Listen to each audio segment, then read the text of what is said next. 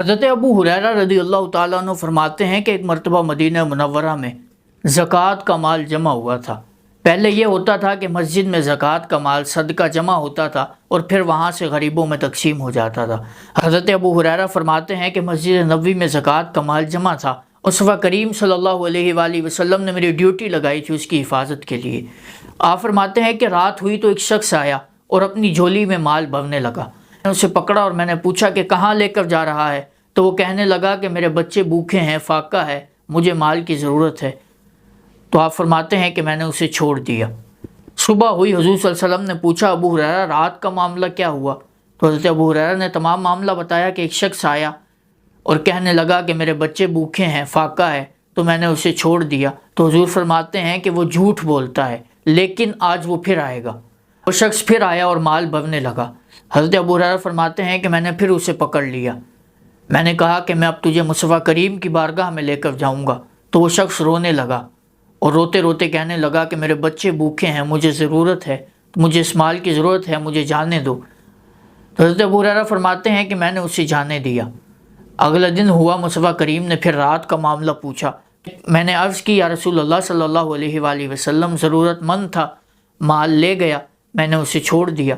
آقا کریم صلی اللہ علیہ وآلہ وسلم نے پھر فرمایا کہ اے ابو ہریرہ وہ جھوٹ بولتا ہے، لیکن آج وہ پھر آئے گا۔ آپ فرماتے ہیں کہ آج رات میں اس کی راہ تکنے لگا، کیونکہ مصطفیٰ کریم نے بتایا تھا، اور جو بات مصطفیٰ کریم بتا دیں وہ تو پھر ہونی ہوتی ہے۔ آپ فرماتے ہیں کہ میں اس کی راہ تکنے لگا کہ اچانک وہ شخص آیا اور مال بھرنے لگا۔ آج کی رات میں نے اسے پکڑ لیا اور میں نے کہا کہ میں تجھے مصطفیٰ کریم کی بارگاہ میں پیش کرتا ہوں۔ تو وہ شخص کہنے لگا کہ اے ابو ہریرہ مجھے چھوڑ دو، میں تمہیں دین کی ایک بات بتاتا ہوں جس سے تمہارا فائدہ ہوگا، فائدے والی بات بتاتا ہوں۔ صحابی رسول تھے اور انہیں جہاں سے بھی دین کی بات ملتی تھی وہ لے لیا کرتے تھے۔ حضرت ابو ہریرہ فرماتے ہیں کہ بتاؤ کیا دین کی بات ہے، کس سے مجھے فائدہ ہوگا؟ وہ شخص کہنے لگا کہ رات کو آیت الکرسی پڑھ کر سویا کرو، اللہ لا الہ الا هو الحی القیوم آخر تک پڑھ کر سویا کرو۔ اس کا فائدہ یہ ہے کہ اللہ تبارک و تعالیٰ تم پر ایک فرشتہ مقرر کرے گا جو تمہاری حفاظت فرمائے گا، اور ساری رات تمہارے قریب شیطان نہیں آئے گا۔ صبح ہوئی، مصطفیٰ کریم نے پوچھا کہ اے ابو ہریرہ رات کا کیا معاملہ ہوا؟ حضرت ابو ہریرہ عرض کرتے ہیں یا رسول اللہ رات کو وہ شخص پھر آیا، لیکن آج اس شخص نے مجھے دین کی ایک بات بتائی تو میں نے اسے اس کے بدلے چھوڑ دیا۔